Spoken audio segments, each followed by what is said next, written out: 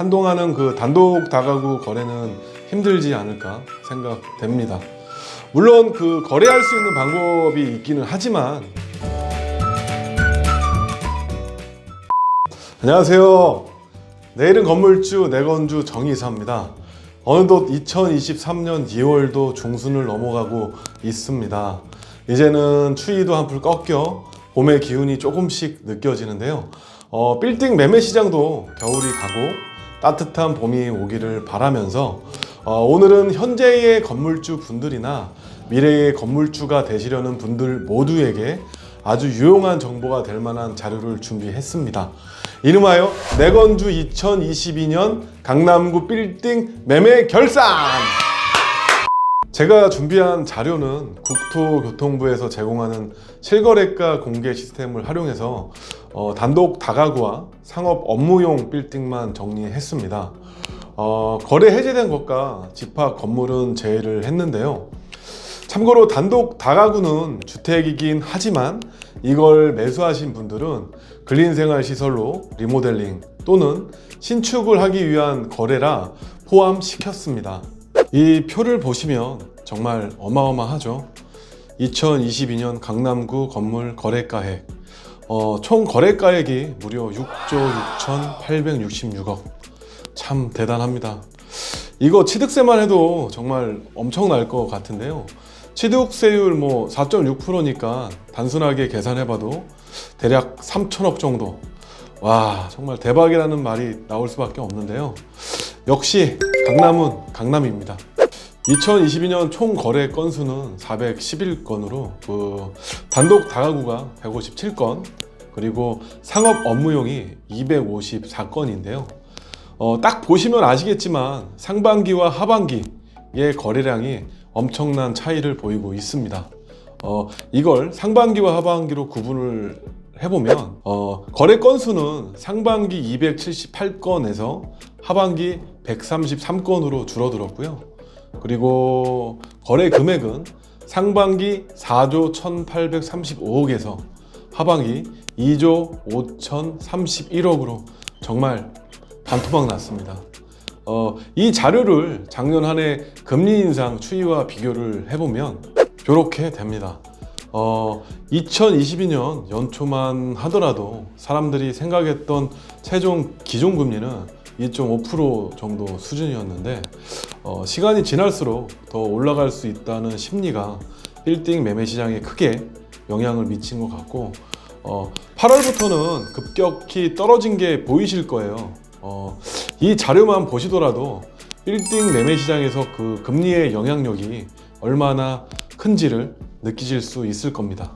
그리고 11월과 12월 단독 다가구의 거래 건수가 거의 없죠. 단독 다가구 매수하신 분들은 그 리모델링이나 신축을 해야 하는데 레고랜드 사태로 인해서 그 PF 대출이 불가능했던 그 이슈가 있었고, 또 한 가지 큰 이슈는 매매 특약에 따라 그 잔금 청산 전 주택을 상가로 용도 변경 또는 그 주택을 멸실할 경우 양도 물건의 판정 기준일이 2022년 10월 21일부터 바뀌었기 때문입니다. 제 생각은 이게 그 단독 다가구의 거래량 감소에 더 큰 영향을 준 것 같은데요. 예전에 그 단독 다가구를 거래할 때는 그냥 아파트를 거래할 때처럼 사고팔고 했습니다. 매수하는 사람은 취득세 3.5%만 내면 됐고, 대출도 잘 나왔고요. 그 매도하는 사람은 양도세만 내면 됐는데, 이게 2020년 8월에 지방세법이 개정되면서 다주택자와 법인에 대한 취득세가 중과되고, 그리고 15억 초과 주택에 대한 대출이 금지되면서 그 거래하는 방식이 잔금 전에 현재 주택 용도인 건물을 상가로 용도 변경하거나 건물을 아예 멸실을 하고 토지 상태로 잔금을 치르는 걸로 바뀌게 된 거죠. 이렇게 거래를 하면 그 매수인은 취득세를 그 상가인 4.6%만 내면 되고, 용도가 상가이기 때문에 정확하게는 근린생활시설이기 때문에 대출을 받을 수가 있고, 그리고 매도인 입장에서는 1세대 1주택자일 경우에 12억까지 양도세 비과세와 장특공을 최대 80%까지 감면받을 수 있었습니다. 그런데 이제는 그 특약을 넣어도 양도 물건 판정 기준일을 그 잔금일로 한다는 내용이라서 매도인은 그냥 주택인 상태로 그 매도를 해야 하는 거고, 매수인은 취득세는 중과로 내고 그 대출 없이 올 현금으로만 매수를 해야 한다는 겁니다. 취득세는 최근에 50% 떨어졌지만 아직 그 대출 규제가 안 풀려서 한동안은 그 단독 다가구 거래는 힘들지 않을까 생각됩니다.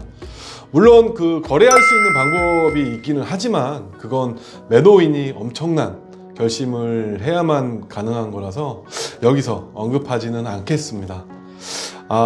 결산을 말씀드리려고 준비한 건데 다른 내용이 좀 길었습니다.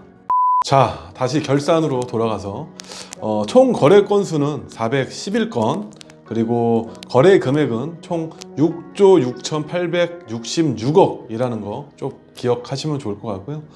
그리고 이번에는 강남구 행정구역별 그 거래 건수를 말씀드리겠습니다.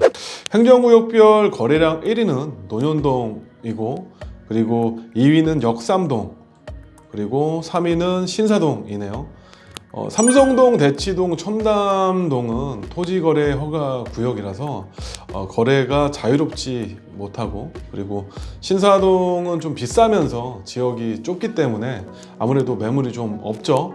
그래서 그 논현동과 그 역삼동의 거래가 많았던 것 같습니다. 이거는 그 2022년 논현동과 역삼동의 건축 허가 신청 통계입니다. 작년에 원자재와 노무비가 엄청나게 폭등을 했는데도 이 정도니까 어마어마하죠.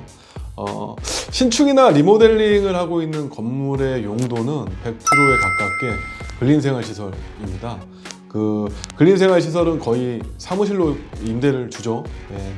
사무실에 대한 공급이 많이 늘어났고 더 늘어난다는 얘기인데요. 강남은 공급이 이 정도 늘었다고 해서 수요가 못 받쳐주는 건 아닙니다. 저희 내일은 건물주에서는 강남에서 19년째 오피스 임대로만 먹고 살았고 지금도 잘하고 있으니까요. 임대도 사업입니다. 앞으로 내일은 건물주가 되기 위해 준비하시는 분들이나 이미 건물주가 되신 분들은 임대 전략을 잘 구상해야 옆 건물보다 더 빠르고 더 많은 임대료를 받을 수 있을 거라 생각됩니다. 그 험한 길의 동반자, 저희 내건주가 있습니다. 함께 가시죠.